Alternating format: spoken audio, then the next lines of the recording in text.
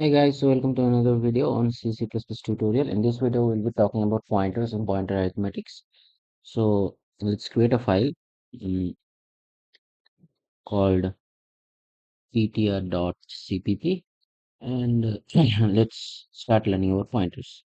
We have already used pointers in previous videos, but this video will clearly try to understand whatever pointers offer to us. So let's include cstdio and let's also for our input output, and let's also include cstd and let's get started.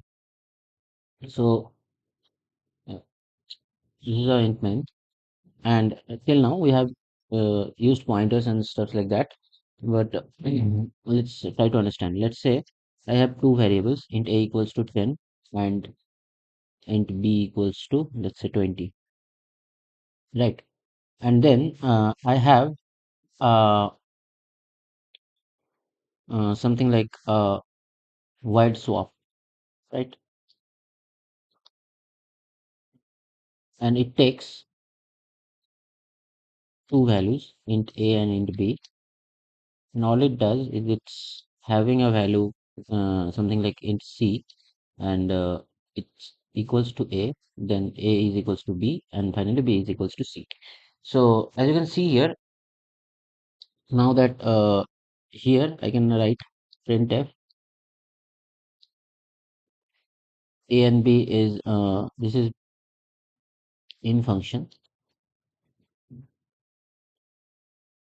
before swap, okay, and this is in function after swap, right? And here we also called swap when we pass a and b, and then we say that okay, in main, after calling swap, after calling swap, and again run this program. All it was supposed to do was like swap the values between a and b, right? So now that we have done that, we can compile this cl ptr.cpp, and it compiled successfully. But now if I run this, let's say dot slash ptr, you can see that when it was inside the function which was supposed to swap the values, it had a equals to 10 and b equals to 20, and it successfully swapped it as a is equals to 20 and b is equals to 10. But then when we come back to main, we see that the values that were assigned to a and b were never swapped. So why is this happening? And that answer will give you the insight to pointers. So all I will do is I say that okay, instead of taking a and b as variables, take a and b as pointers. And here, because these are pointers, so they are supposed to take pointers, not variables anymore. Like this is a variable, this is a pointer. All that's different in the declaration is that they have a star. So here, because this is a pointer, pointers are supposed to point to memory locations. Before we do that, let's discuss about that a bit. So what happens is when you create a variable int a equals to 10, a in your RAM, as I have specified earlier, is assigned some address. Okay, like 0x something like 134, something like that. Okay, 0x means that this is a hexadecimal value, nothing else. Okay, so I can use if and a also. And then after 4 bytes, so after a b c d e comes, so b is assigned to this address. This is just hypothetical. Okay, because whenever I are declaring variables in a function, or like this, normally a variable is declared. It's declared in the stack region. So what happens is that it's declared one after another. Okay, so now that we have these two variables, and the number system is just like this. Like in decibel, you have 0, 1, 2, 3, 4, 5 up to like 9, right? And then we reuse the symbols again. Like for 10, it's 1 and 0 and so on. This is decibel. Mhm. Decimal number system. right? But in case of binary, we have seen it's just 0 and 1, and then it's keep on repeating. Like for 3, it becomes for 2, it becomes 1 0, and so on, right? Then comes the hexadecimal. Okay, so hexadecimal number system. It has it starts from 0 to 9, but it also includes A B C D E F. And the benefit of that, so the next number, as you have already guessed, will be nothing but 1 0. But in this case, 1 0 will not be 10. 1 0 will be equals to what? After F. So this is 15. This will be 16, right? So the benefit of using hexadecimal, there is also octal and so on. Octal only takes like up to 8 numbers and so on, like 0 to 7. Uh, but the benefit of using hexadecimal is that we can like easily understand what the binary number actually looks like. Because if you see, like if you have 0, like hexadecimal is equivalent to 4 binary numbers at 4 places of binaries at a time, because it's just 16, so 2 to the power 4, so it's just 4. So if I keep on going, you can see like these are the binary numbers. I can keep on going. So the last number I will reach here is 1111, which will be equals to F, right? And then if I have a like very big number, like for example, this is a hexadecimal number, I can easily understand what the binary looks like, because it's a 1. First one is 1, so it's just 1 equivalent to hexadecimal. Then it's a 2 equivalent of hexadecimal. Then it's a 4 equivalent to like whatever the binary is equivalent to 4, whatever the binary is equivalent to 5, whatever binary is equivalent to F, and whatever binary is equivalent to A. So finally, if I just remove these spaces, this is the binary number itself. Yeah, so that's how like we tend to do everything. Like also computer prefers that you keeps things in hexadecimal, but you're using decimal numbers, that's also fine. But these are just convention of writing. Whenever you're writing a normal decimal number, what you do is you just simply specify the number. If you just put 0x in front of it, it becomes a hexadecimal number. Just like when you give a like point after it and add some numbers, it becomes a floating point number. Not a floating point number, but a double number. Just put a F after that and it becomes a floating point number. These things that we give to program as raw data is called as literals. So this is a floating point literal to be exact. And like we can have like this is an hexadecimal literal, for example, and so on. Also, like we have string literals, like hello world, this is a string literal. And we can this is a character literal, as you can see. A normal number like 1 to 100, this is going to be like 102, just so that this is a decimal. So this is just nothing but an int literal, and so on. So we have different literals for different types of data to be specified by the user, not the user, but the programmer inside the program itself. Okay. So what happens is that we have A and B, and they are declared at these positions. These are nothing but positions inside your RAM. And as I have told you, your RAM is just nothing but a contiguous block of memory. Think of it as like you have houses one after another, and every house it can store like 1 byte for now. Okay. And different variables, they take different amount of spaces. Like for example, an integer takes 4 bytes of space. So 1 2 3 4. Okay. And then the next integer is going to take 1 2 3 4. The next 4 bytes of spaces. 1 byte means 8 bits, right? As far as we have learned. So that's how whenever you are declaring variables normally, they are going to be contiguously allocated like this.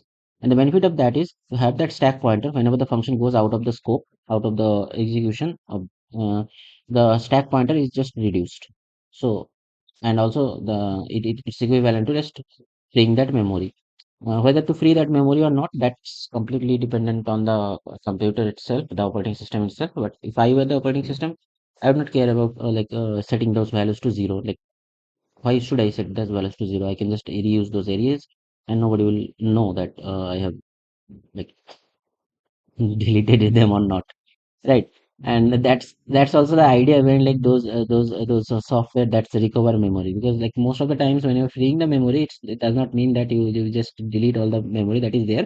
You just say that okay, this region of the memory it's free to use now, so just you can reuse it. Okay, so whatever was written in the memory, in most of the times they just stay there. Okay, unless they swap, we can talk about that, like swap, I mean, unless they're rewritten. So now that, because what I was saying is because that these are stored one after another at a time. So every variable when you are declaring, they have some address. This is an address, right? And to get to that address of the variable, if I write address of A, this is nothing but address of A. This will be equivalent to this particular this number. And at the end of the day, because like those are just the numbers, and also they don't go to negative, so these are just the positive integers. So whatever a pointer is nothing but this thing.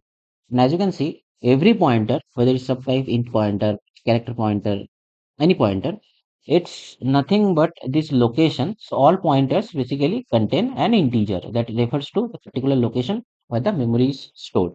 In most of the cases, it's just like a virtual location, because like you have, if you have multiple RAMs and like if your system has, for example, two RAMs, okay, so like in two RAMs, your locations will start from zero and go to like something like 0x FFFFFFF, something like that. And the second one will also go from 0 to like FFFFFF. So rather than doing that, what they will do is they will just patch this with a new value. Like after FFFFFF, what can come? It will come obviously 0x or whatever whatever number of F here is. I'll just copy and paste here because I'm a lazy person. Also, mm, and then just 0. So it starts from here and then it goes to maybe this location. This is just an example. Okay, don't take it into heart.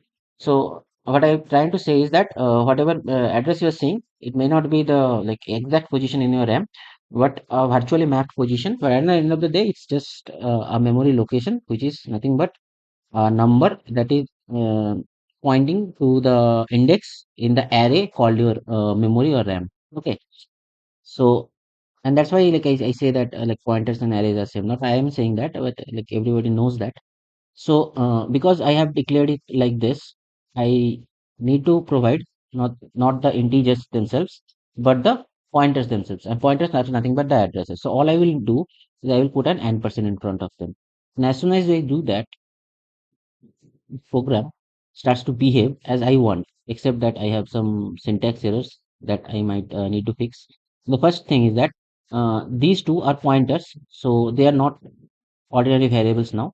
So whenever you're using a pointer, the only difference is that you put an asterisk in front of them to get to the value, because pointers themselves are locations. From location, if you want to go to value, you just put asterisk them in front of themselves, and everything is same, right? So, and C is obviously an integer. C is not a pointer, so I just use C ordinarily, like as an ordinary number. And now also I have to, sorry, this was from the previous one, right? So now also because these are pointers, these A and B, these are pointers, I need to get to the value. So I just put asterisk in front of them. Okay. And as soon as I do that, and before that, let me tell you one thing. The previous program didn't work because whenever you pass something to a function, and the thing is copied. Okay, it's not like the same thing is used. So whenever I call a function and I give everything, the value is actually copied. So whenever I'm giving these as pointers, pointers are also copied.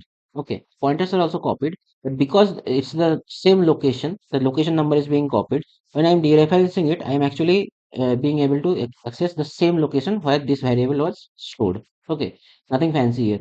Like people will say call by value, call by reference, everything is right, but at the end of the day, like C and C++ beauty is that it's written so simply that you can like create very complex behavior out of those simple blocks, right?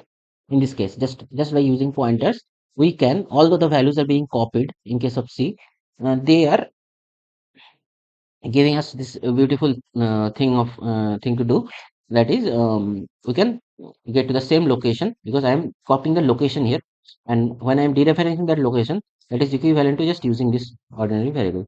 So now if I run this program, uh, because at the end of the day we will just want to see some outputs, it will not go through the whole entire video.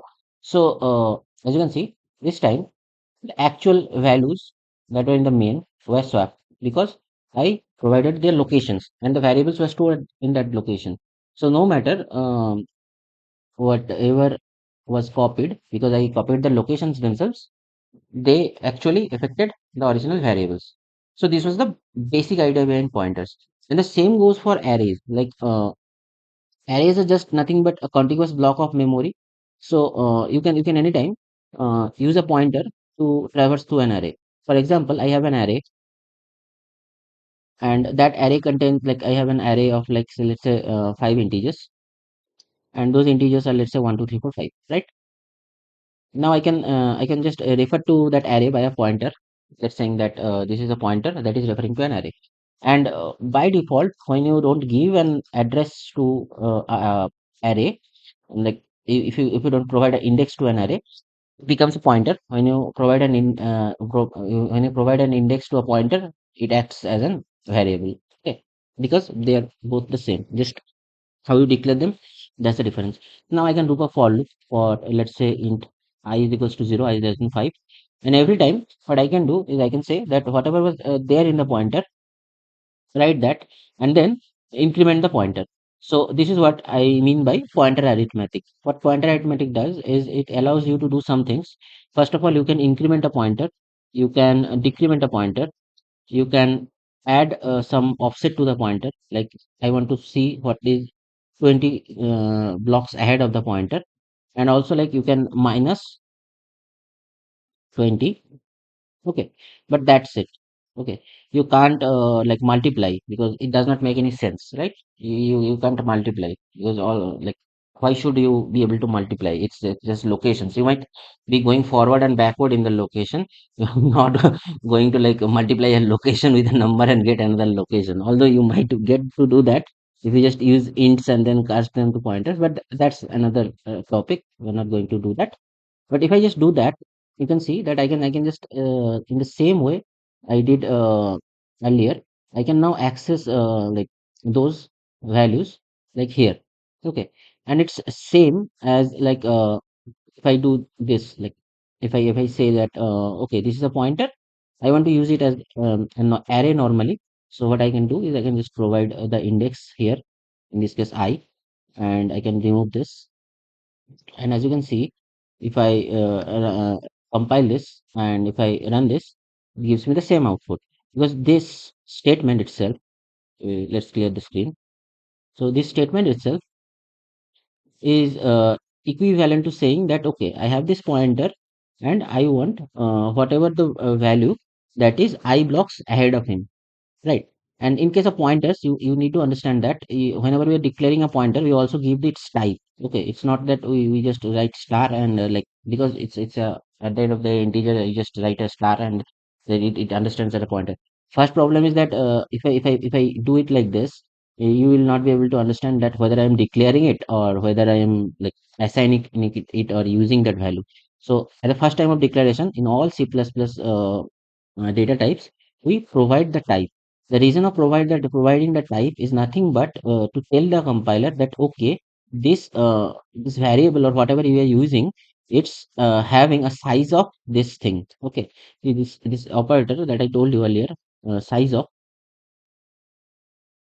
if you put anything inside it, it gives you like how much memory in terms of bytes that thing is containing. Like, in case of normal int in a 64 like in this system, I don't know, I am compiling it in a 32-bit or 64-bit system, but the idea is that it gives you the number of bytes. So yeah, you don't need to, like, remember that, okay, integer is 4 byte, a character is 1 byte. You just simply call size of and it takes like, it handles that. That's the like, work of that operator. So what happens is that writing this as same as writing array I, right? I can even give a space here, and I can write this as same, because what I'm trying to do. is, and obviously when you do that, this you will get one issue. That is because pointer plus some number, it's also a pointer, but you need the value that is stored in that pointer, because I need to dereference it. So you put a asterisk in front of it. Okay, never forget this step. Okay, because this is how you get a value out of the pointer. Pointer is nothing but a location, it's not the value there. To access the value, you put the asterisk here. Okay, you can assign and do all the stuffs. Just put an asterisk in front of it, and it's treated as a normal variable, right? And also I can give array I. Okay, and already we saw ptri. So now that if we run this program, okay, so we actually opened it, not run it. So we compile it successfully, and if we try to run it, you can see that I can access these values in the same way. And that's what I tried to say, that whenever you're declaring some pointers, you're also providing the type. So whenever you add or subtract or increment the pointer, it's not going to be incremented or decremented by one place. But like in case of integer, like what I said, like if the first value is 0001000, the second one, because it's an integer pointer, is going to be treated as 1003, right? Because not 3 but 1004, because an integer is of size 4, right? So every addition, like this plus 1, this was a pointer, okay, and this is nothing but an int pointer, right? If it's an int pointer, then it's going to be treated as 1004. Okay, why? Because this one will not be added, but size of int times 1 will be added, nothing else. And this math is done by the uh, compiler itself. And in case of computers, like in the system itself, there are different memory modes. So it's not like it's going to do this math every time, but there are different memory modes, like whether you want to access the variable value directly. There are direct indirect memory mode, that is using the variables. There is indirect memory mode, that is using the pointers. And like there is also a base address mode that uses the arrays. But at the end of the day, they are the same, just how you specify your like your call, and that's it. So but to us and like to the system, pointers and arrays are basically same. So now coming to that, let's do something that makes it to understand more, and let's keep to the integer domain for now, make things simple. So I have a is equals to 10, and I have b is equals to 20, right? Now what I do, I say that insta pointer is equals to address of a, and then I increment the pointer, right? So basically, I am going to the next block. I don't know if that block is available or not. But if I try to like print whatever is that, whatever is there inside that pointer, and if I run this program, okay, it says that printf percentile p is a format, etc. So yeah, I'm just accessing an integer, so p doesn't make any sense, and p is not there, I think. But apart from that, like this is good. So now let's clear the screen. Uh, So if I compile this, it compiles successfully. And if I run this, you can just see that 20. So that's what I meant, that whenever you're declaring your variables in stacks, they are declared one after another, right? Just like arrays. Okay, but in arrays you just provide the size. And if you want to get like a dynamic amount of numbers or dynamic amount of arrays, you would probably not use the stack memory, you will need to use the heap memory. In a system there is something called as an heap allocator or memory allocator. You can write one of your own. So the heap allocator has something called as a list, okay, a list, linked list, whatever. So what it does, it stores all the addresses that are currently being used, along with how much of the size is there. Like here, let's say I have four values stored, okay, like 4 bytes stored and so on. This is just for like understanding purpose. It's not like this, but how the like operating system, who have written the operating system, decides to like do it. But like from three, let's say 100 values are stored, okay. And then I have like 400 at this location, let's say I have like only one value is stored, and so on. Okay, so this is the kind of thing that heap is like. It keep tracks of all the addresses that are currently being used by your program, and whenever you free one of the memories, they just become available.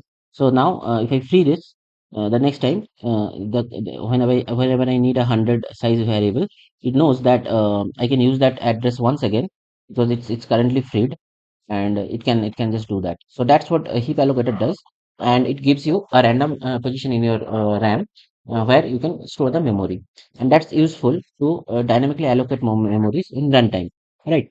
So, for example, if I want to declare an int, I can say int pointer. I can say that int pointer p is equals to new int like this, or I can simply call the function provided by the standard library, that is malloc. And malloc itself, it returns a void pointer. Okay, void pointer means a pointer with no type. And the benefit of using void pointer is that whenever you increment or decrement in void pointer, it's going to be incremented and decremented by one cell at a time. And unless you cast it to another type, you are not going to be able to like dereference it. Okay, so that's a huge benefit.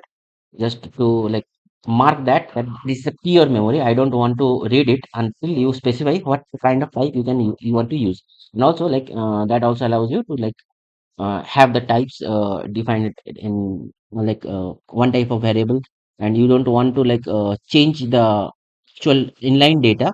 You just want to see it in another format. Okay, I'll show you an example. This is how you typically declare a pointer, and because the heap memory is allocated by the heap allocator, you also need to tell the heap allocator when you want to like when you're done using that memory, to free that memory. So you just call free, right? And you provide that particular pointer. That's it. So, and also the C++ equivalent. This is how you do it in C and C++ as well. But the C++ equivalent also provides you an operator called new. New is also an operator, just like size of, and it allows you to allocate and deallocate. It just calls malloc. It just calls malloc with the difference that it also checks whether that allocation was successful or not, because it might be that your RAM is running out of memory and you don't have the amount of memory that you want to allocate. Like for example, I want to allocate like 10,000 integers. Okay, there might it will be available of course, but there might be some cases where I don't have this much amount of memory. In that case, the malloc function which will fail. But in that case, also then you will check whether the malloc succeeded or not. And the check is very simple. I will show you. But if you're declaring like this and you have multiple values, then instead of using delete operator, just like new operator, delete operator comes. If you are deleting an array, then you have to put the brackets. But if you are just deleting like one integer or one value, you just call delete. Okay, like they are equivalent to new and delete with the specification that they are free or not. Okay, and that comes to another thing. Okay, it's called like some pointer. I have like int pointer a, and it was assigned to a value like it was like allocated like a size of int, or like I can in C++ term I can say new int, but new is slower than malloc. Okay, you can be sure of that. And then I do some operations with a. Let's say I assign it to 5, then maybe I can like say that whatever the value of a was, now the value of a is let's say greater than like add add 10 to that value, and so on, or multiply, because it does not really matter. As long as I'm putting an asterisk, it's just being treated as not the location, the pointer, but the value that is there, that is the variable, right? And I can do all the stuffs, and then I can call free, right, to free the a. Okay, or I can just simply say delete a. So that memory has been freed. Now I am a stupid guy, so what I want to do is I want to print a, right? And this is going to be a serious problem. Okay, as I should not call print but printf, right? It might work because your compiler might think that okay, I don't need to like as I told you, like they don't feel like erasing the memory that you have, but still it's not something that you would typically want to do. Okay, And as you can see, like there is some garbage value, right? There is some garbage value. Now I can show you that it's the same thing. Like I can do it here. I can do it here. Like print this, the same thing. I'm doing the same thing here. Okay. After deleting, and now once again I need to write print f. I forget to write print. I keep on writing print because so many times I need to use Python. So that's it. As you can see, before freeing, I could access that value, and then I can get some garbage values. So you need to be aware of that. There are some concepts like dangling pointers and stuff. So you can learn those things, and that's fine. But the best way to do that is that after you delete something as a pointer, you just say that this a is equals to, either you can say null, which is equivalent to saying a is equals to 0, or you can say that in C++ world, you can just say that it's a null pointer. But null pointers means that null pointer is nothing but the location 0. And in computer, they have a good thing. They consider 0 as an invalid location, okay, where you can't store or do anything. So as long as A is this, and I try to I can probably access it. No, I need to remove this 0. It's a syntax error. I can probably access that location. It's not an issue, and I can, as you can see here, like the program crashed. What happened here actually? The program crashed. Okay, like in previous implementation, I could run that, and I could get a garbage value, right? But here, like I can get a garbage value, but here actually the program crashed. Okay, and the reason that's what you want, like your program to crash, or because if you're using an ID, it will just simply throw an error. Or if you're in C, it will say that you are trying to access like null access violation and so on. Like if you're using Linux system or something like that, okay, like code dump, etc., etc. But that's a good thing. Like you know that I'm doing something wrong. So whenever you're done with it, you just assign it to null pointer. Okay, and that keeps things simple. And also, that's all about pointers that you need to know. Nothing else. And like in C++, you can do this in C, but in C++, what you can do is I want to go to the back to the swap example, A and B, let's say, and A equals to, I had like A equals to 10 and B equals to, let's say, 20. I had this. And then I want to swap A and B, right? Swap A and B. So what C++ guys did is they increase the vocabulary and the capability of C. Okay, it's sometimes good, sometimes bad, but they try to keep it 0 over it. So what they said is, okay, if you are not comfortable with pointers, here is another way you can do it. Is that you can just specify them as address.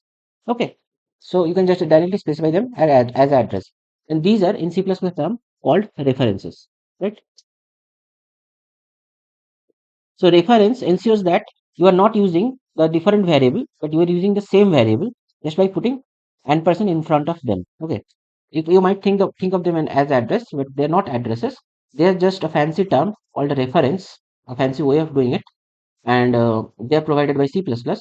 So that you can just clearly distinguish that this function, rather than taking them, just the values out of them, they are taking the actual variable, they're taking the reference out of it. Reference means nothing but whatever is passed there, that actual thing is going to be changed. The actual value is not going to be is going to be changed, not the, like a copy of that is going to be passed, but the actual thing that was there is going to be passed. Okay, so it's different from pointers in the sense that in case of pointers, it's going to be copied, but rather than copying the variable itself, the location is going to be copied. Okay, uh, so it's different. Like this is not a reference, this is using pointers, but they produce the same kind of output that you want. Because at the end of the day, it's just a simple block of memory, a straight line where some houses are there. You can think of it as done as an analogy, right? So that's about, and also like this is called call by reference. Okay, and whenever you do like this void add, and you provide like int a and int b, what happens is that rather than using that original a and b variable, it creates a temporary variable for this function, which resides inside the stack of this variable. It just separates the addition of that. And here, rather than using the same variable, a copy of it is given to here. And copy of what? Copy of the value that is there. So we call that call by value. Okay. So there are two parts. One is call by value and one is call by reference. Right. There are some other symbols that are involved, operators that are involved with pointers, such as this, this, and this. But like not this, but like some other operators as well. But when we go to the user defined data structures, we'll talk about the data types. We'll talk about that. But that's it. So now let's do something that's recreational to us and give us like some clear understanding about pointers. So let's say I have int array, right, of let's say 5 elements, or let's say I have 10 elements, right? So I can just do this, and my AI is smart enough to understand that I want 10 variables, and I assign a pointer to the mm, let's say the third variable that is there.